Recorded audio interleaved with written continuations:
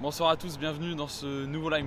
Nous ne sommes pas sur la pelouse du Stade de l'Aube, mais devant le stade avec Christophe. Bonsoir Christophe. Bonsoir à tous. Live comme d'habitude, c'est en léger différé, léger direct pour vous.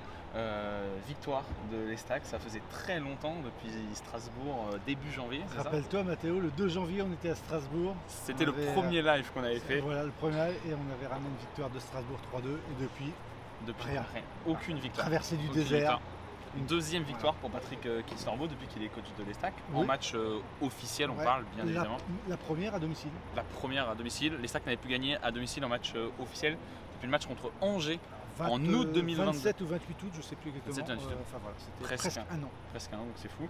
Peut-être un petit compte rendu du match pour ceux qui ne l'auraient pas vu. C'est surtout effectivement un match où on a vu une Estac à deux visages, c'est-à-dire une Estac qui a complètement maîtrisé sa première mi-temps en marquant deux buts, deux beaux buts. Laval a complètement subi. En première mi-temps, c'était une équipe sens unique, apathique, qui a laissé vraiment jouer complètement cette équipe d'Estac qui justement voulait installer son jeu de possession et qui a pu le faire assez facilement. Ouais. Et puis deuxième mi-temps, l'entraîneur lavallois a fait rentrer un petit peu de sang neuf, a injecté. A fait rentrer Cadil notamment qui a fait très mal aux Troyens. Et l'Estac s'est recroquevillé, a joué beaucoup plus bas, trop attentiste. Il n'a pas trouvé de solution finalement pour remonter le ballon. L'équipe était coupée en deux lorsque l'équipe essayait d'aller jouer la transition. Et du coup ça ne suivait pas. Et donc vraiment Laval a complètement dominé ce match. Deux fois le gardien était sauvé par ce montant, une fois à 69 et 71e je crois. D'abord le poteau puis la barre transversale. Exactement, là, le poteau puis la barre et dans les secondes qui suivent la barre un sauvetage sur la ligne de Saïd. De Saïd effectivement. Ouais. Le lien est tout trouvé, non? Voilà. Et quelques minutes plus tard, la seule occasion troyenne de la seconde mi-temps, Illich qui paraissait pourtant cuit, je disais quelques minutes avant, j'ai dit Illich il est cuit, il est comme Chavara. Pourtant il a trouvé les ressources pour remonter le ballon dans les 30 derniers mètres, il décale Saïd et Saïd qui nous a fait la totale ce soir, on en reparlera, mais voilà qui a scellé le match 3-0 avant que l'Estac n'encaisse un but anecdotique dans le temps additionnel. Anecdotique ceci dit, on passe à côté du clean sheet. On passe à côté du clean sheet, j'ai eu Alemdar en zone mixte, vous le retrouverez sur le site peut-être au moment où vous regardez ça, peut-être que c'est déjà disponible la vidéo. Effectivement, il explique, je ne vous spoil pas tout, mais qu'il y a une petite frustration pour lui en tant que gardien. Ouais. Ils aiment bien garder leur cage inviolée. Mais bon, il a été verni sur le match. Il a été sauvé par ses photos, c'est vrai. Il aurait pu en prendre davantage. Un qui a vraiment, du coup on en a parlé, fait un super match. Donc pour récapituler, but de Kwame assez vite, qui ouvre le score sur penalty obtenu par Saïd. Illich ensuite marque après un super travail de Saïd sur le côté gauche. Et donc le troisième but, on l'a dit, Saïd, super match pour lui. Ah oui, il a fait la totale, donc il provoque un penalty, il fait une passe D. Une passe D, et souvent il y a des passes D où c'est vraiment le buteur qui en fait beaucoup. Là, il a fait la misère à son défenseur. Et puis ce dernier but où il va mettre une frappe de mule du pied droit, parce que justement on se disait tiens il est gaucher, il est droitier, parce qu'il jouait sur le gaucher, sur le côté gauche, mais il rentre effectivement sur son pied droit qui est son pied fort, mais il est capable de donner des bons centres sur son pied gauche. Parce qu'en plus ce qui est pas simple c'est qu'il était à gauche, mais quand Diop rentre et que Dong sort, il passe de l'autre côté effectivement, et là il est sur son bon pied là pour frapper, il met une mine poteau rentrant, mais au-delà de ce but, c'est l'activité, c'est le talent, je crois. C'est le talent. Là, je pense qu'avec ce joueur-là, l'Estac a tiré le bon numéro. Alors, j'ai regardé un petit peu ses stats l'an dernier. C'était le meilleur joueur nîmois de l'année dernière. Une petite trentaine de matchs, 9 buts. Je pense qu'il va être dans une équipe qui jouait le maintien. Il va être dans ces standards-là cette saison, à mon avis. Il n'y a pas de doute, parce que là, il a forcément une marge de progression physique. Il a été moins étincelant en deuxième mi-temps, mais c'est normal, parce que l'Estac n'a pas eu de ballon. Mais c'est lui qui a mis le feu en première mi-temps, parce que collectivement, ça ronronnait un petit peu, on sentait que l'Estac était un petit peu avec la retenue, avec le frein à main, et lui il a décoincé ce match. On parle de Saïd, donc l'homme du match. L'homme du match, clairement. S'il y en avait un deuxième, c'est Illich. C'est Illich aussi. Qui étonne en début de saison. Alors il n'est pas spectaculaire dans ce jeu, c'est pas du tout Saïd. Par contre, qu'est-ce qu'il fluidifie bien le jeu à une touche, c'est propre. Un profil qu'on n'avait pas.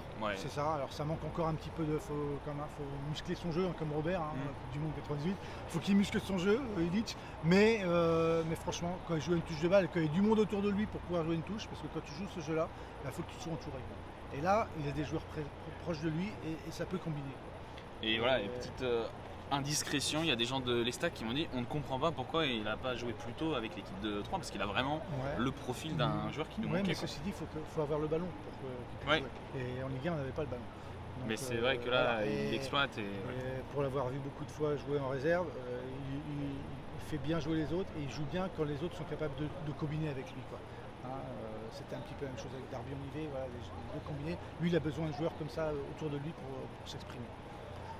Et donc on découvre un nouveau joueur. Et donc on découvre un nouveau joueur. Boura, moi j'ai trouvé Boura très intéressant dans ce rôle de latéral gauche hybride, où il vient rentrer dans le cœur du jeu pour apporter le surnom. Et il est assez à l'aise dans cet exercice. Voilà, c'est mes trois joueurs forts. C'est trois joueurs. De toute façon, on retrouve les notes demain. Le journal sort bientôt, peut-être qu'au moment où vous regardez cette vidéo, il est déjà sorti. Un seul bémol pour Dong, il était un petit peu blessé cette semaine, il ne s'est pas entraîné, on l'a senti sur la retenue. Parce qu'on l'a vu en conférence de presse jeudi. Il n'a pas été explosif comme il l'habitude, il n'a pas été percuté, provoqué, donc je pense qu'il avait certainement une petite gêne. Et moi là j'ai mis encore des doutes sur le gardien de but. Il n'a pas été rassurant. Il n'a pas été rassurant, comme on l'a dit, il est sauvé 2 fois par ses montants et malgré le fait que ses montants le sauvent, il encaisse un but à la fin. Moi c'est pas tant sur ces actions-là, c'est sur ce qu'il dégage comme assurance ou plutôt comme non-assurance.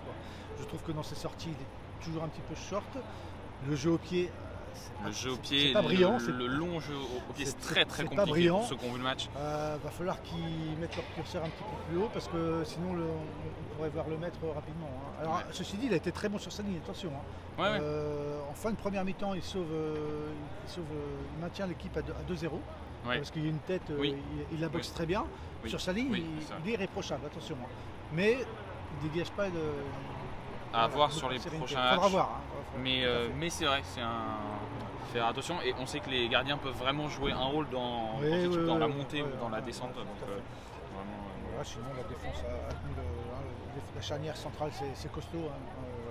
Charnière centrale de Zoukrou, moi j'ai trouvé vraiment catastrophique contre Dunkerque, là vraiment après les cadres peut-être un petit peu en dessous, Chouavalerin, Kwame, on sent que Kwame c'est pas mal, mais Chouavalerin j'ai senti qu'il avait un peu de mal en deuxième mi-temps. Il était fatigué, tu me l'as fait remarquer, à partir de la 70e il mettait les mains sur le... Il était fatigué, là on aurait voulu voir un peu de 109 en fin de match à 3-0 surtout. À 3-0 on se dit le coach il va peut-être faire rentrer le petit Lefebvre, mais moi je pense que ça manque un peu de changement. Moi je pense qu'il doit faire rentrer un petit peu dans le circuit des jeunes, comme Kanté, comme Hamdi. On les a vus en match de prépa. Ils auraient le niveau en Ligue 2. Je pense que simplement il ne faudra pas les balancer un jour comme ça parce qu'on a besoin d'eux sur 90 minutes et dire ouais mais ces joueurs là ils n'ont pas l'expérience. Profitons de mener 3-0 pour leur donner un peu de temps de jeu, 5 minutes, 10 minutes, on va voir ce qu'ils valent justement. Mais ça malheureusement parce que Cristiano il ne fait pas. Voilà, donc à suivre lors des prochains matchs. Merci d'avoir suivi ce débrief. Alors juste une petite chose, on est tous très contents de cette victoire. Tous sauf Patrick Kistorbo. Conférence de presse, mine déconfite. Voilà, nous on aurait voulu un petit peu de joie, un petit peu de sourire, mais bon il n'avait pas envie de sourire. Donc, je crois qu'il a juste voulu noter la progression entre Dunkerque et ce match-là, ce qui est notable, c'est vrai. C'est notable, mais après peut-être qu'il ne veut pas s'enflammer non plus, je ne cherche pas à défendre. On ne s'enflamme pas non plus, on sait que c'était juste une première pierre de poser et il faudra confirmer derrière et ça ne sera pas simple. Mais c'est une libération cette victoire.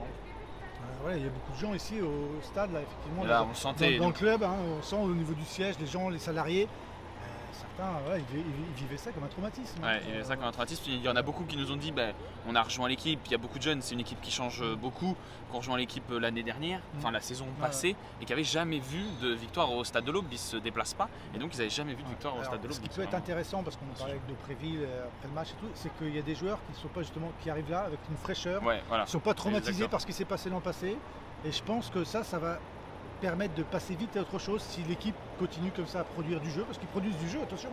Là on est passé sur un autre système et voilà. C'est un autre championnat. Un autre championnat, des adversaires beaucoup plus faibles, on l'a vu aujourd'hui. Et je pense que ça va aider à tourner la page plus vite, notamment en interne. Super, merci. Voilà, c'était complet, c'était tout. Merci de nous avoir suivis. On se retrouve très vite pour un nouveau débrief en live différé, comme vous l'avez compris maintenant. Ce sera plus à retrouver sur notre site. Mais voilà, on se retrouve pour de nouvelles aventures très bientôt. Merci Christophe. Merci Mathéo, bonne soirée. Bonne soirée à tous.